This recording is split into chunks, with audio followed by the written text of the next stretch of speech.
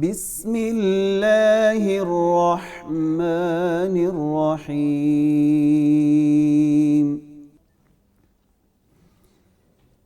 تبت یدا ابی لہب وتب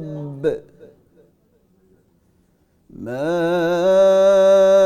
اغنى عنه ماله وما كسب سيصلى نارا ذات لهب وامرأته حمالة الحطب في جيدها حبل من مسد أعوذ بالله من الشيطان الرجيم بسم الله الرحمن الرحيم جی ایک منٹ رک جائیے گا. جی یہاں پہ مسٹیک ہے، تھوڑی سا اس کی اصلاح کر لیتے ہیں. اعوذ باللہ من الشیطان الرجیم، اس کو لمبا نہیں کرنا.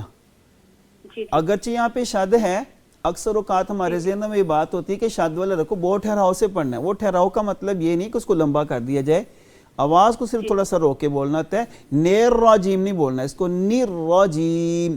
اعوذ باللہ من الشیطان الرجیم، نیر راجیم ایسے نہیں کرنا. دوسری بات یہ ہے کہ نون کی آواز جو ہے اس کو نے نہیں بولنا، اس کو نی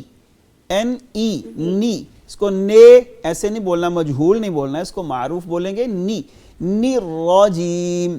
جوانوں کو سمجھ نہیں آتی کہ ہم نے جانا کی سائیڈ پہ ہے، ان کو ایک ڈائریکشن نہیں ملتی. ڈائریکشن ملے تو فتنے اتنے، آزمائشیں اتنی ہیں، روکنے والے اتنے ہیں، موٹیویشن کرنے والے کرنے کم ہیں، تو روکنے والے اتنے ہیں کہ وہ بیچارے پریشان رہتے ہیں. اور پھر ان کو سمجھ نہیں آتی کہ یار سکون ملے گا کہاں پہ. جب وہ اس آیت کو پڑھتے ہیں، اچھا صرف اس آیت کو پڑھنا کافی نہیں ہے، اس آیت کو گہرائی میں سمجھنا ضروری ہے. جب اس آیت کو ڈیپتھ کے اندر وہ انالیسز کرتے ہیں، اس کو سمجھتے ہیں، تب ان کو ریلائز ہوتا ہے کہ وہ اللہ ایک ذات ہے جو ان تمام پریشانیوں کو بھی لانے والا ہے اور آسانیوں کو بھی لانے والا ہے. تو اگر پریشانیاں آئی ہیں تو کیا ہوا؟ پیغمبر کے اوپر نہیں پریشانیاں آئیں تو آسانیاں. پھر دیکھیں جب آسانیاں آنے کو آئیں تو کیسر و کسریٰ تک فتح ہوئے. پہلی سیڑھی کے جو الفاظ ہیں وہ اگلی 9 سیڑھیوں میں ریپیٹ ہوتے ہیں، اور اللہ نے پہلی سیڑھی میں پہلی سٹیج کے جو الفاظ ہیں اللہ نے میری اور آپ کی مادری زبانوں میں بکھیر رکھے ہیں.